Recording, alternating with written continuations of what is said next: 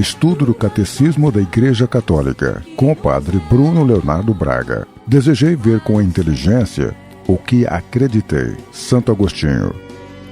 Tuas asas que nos elevam em contemplação. Dentro do nosso estudo do Catecismo da Igreja, nas últimas semanas nós vimos meditando os mistérios da vida pública de Jesus, que são os mistérios referentes àquela fase da sua vida entre o batismo por João no Jordão e o momento da sua entrega na paixão. Mais propriamente, nas últimas semanas nós falamos sobre o centro da missão de Jesus, que foi o anúncio do reino dos céus, que foi também complementado pelos gestos que tornam presente o reino dos céus. A gente viu essa complementaridade que existe entre a pregação de Jesus e os gestos que ele realizava, mostrando que a sua pregação ela tinha credibilidade. Jesus anuncia o reino e o reino se faz presente por meio dos seus gestos. Depois vimos que Jesus ele quis associar alguns homens, os 12 apóstolos, à sua missão, dando-lhes a autoridade para prosseguir a sua missão. E, de modo especial, a Simão Pedro, após a sua confissão de fé, Jesus entregou as chaves do reino dos céus, uma autoridade especial que o coloca como primeiro entre os apóstolos. E é justamente a partir desse momento da profissão de fé de Simão Pedro que nós continuamos a nossa meditação hoje. Quando Pedro confessou que Jesus é o Cristo, o Filho de Deus vivo, Jesus ele passa a uma fase nova dentro da sua missão. Ele começa a mostrar aos discípulos que era necessário que ele fosse até Jerusalém, a capital de Israel, o centro político, mas também o centro religioso, e que ali ele fosse rejeitado pelos líderes de Israel, ele sofresse, fosse morto, mas que também ressuscitasse no terceiro dia. Pedro, quando ouve Jesus fazer esse anúncio pela primeira vez, ele rechaça a proposta de Jesus. Ele chega a dizer a Jesus que não te aconteça tal coisa. Mas não é só Pedro, também os outros não compreendem aquilo que Jesus está falando. E é justamente nesse contexto de anúncio da paixão que isso se realiza. Jesus, ele sobe a um monte elevado, junta a essa subida 3 dos seus discípulos, são 3 testemunhas que ele escolhe livremente, e são essas testemunhas Pedro, Tiago e João.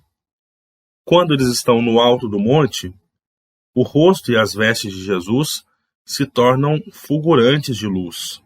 É então que vai aparecer Elias e Moisés junto a Jesus. Eles serão vistos pelas 3 testemunhas. E, segundo o Evangelho, Elias e Moisés conversavam com Jesus a respeito da sua partida que iria se consumar em Jerusalém. A figura de Moisés é uma representação da lei, que pode ser compreendida como os 5 primeiros livros do Antigo Testamento, que eram sagrados para os judeus.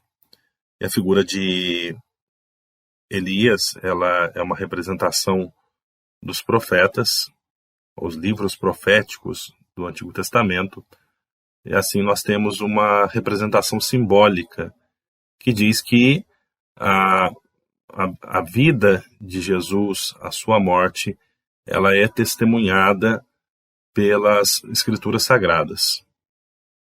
Bom, estando nesse quadro de manifestação, uma nuvem os cobre e uma voz do céu diz: "Este é meu filho, este é o eleito, escutai-o." O testemunho do Pai também se faz ouvir no alto daquela montanha. Por um instante, Jesus mostra a sua glória divina e com isso ele confirma a confissão de Pedro, aquela confissão de fé que tinha sido feita há pouco, quando Pedro diz que Jesus é o Messias, o Filho de Deus.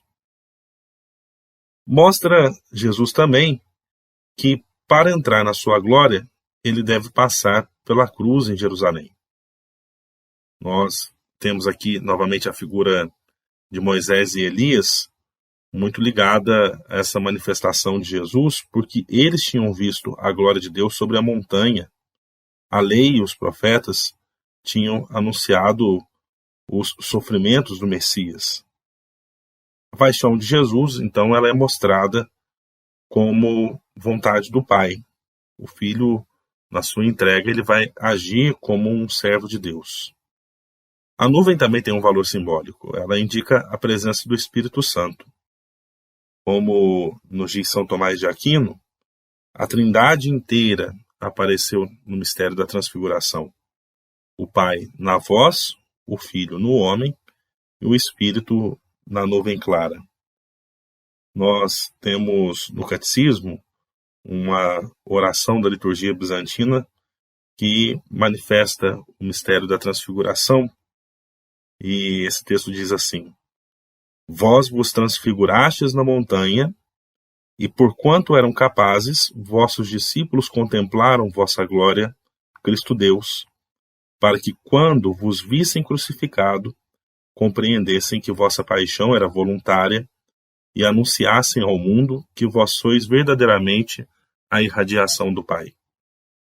Então, nós temos esse vínculo muito grande que existe entre a manifestação da glória de Jesus e a sua paixão, que agora começa a se tornar mais próxima. O Catecismo ele traz uma observação de São Tomás de Aquino, dizendo que no limiar da vida pública de Jesus está o batismo.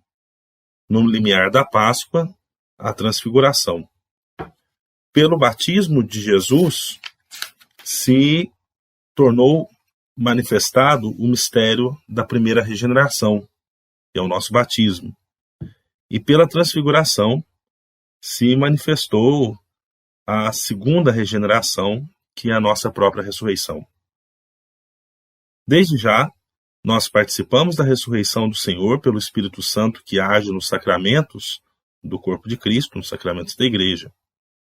E a transfiguração, ela nos dá um antegozo da vinda gloriosa do Cristo, que vai, conforme nos diz São Paulo na carta aos Filipenses, transfigurar nosso corpo humilhado, conformando-o ao seu corpo glorioso.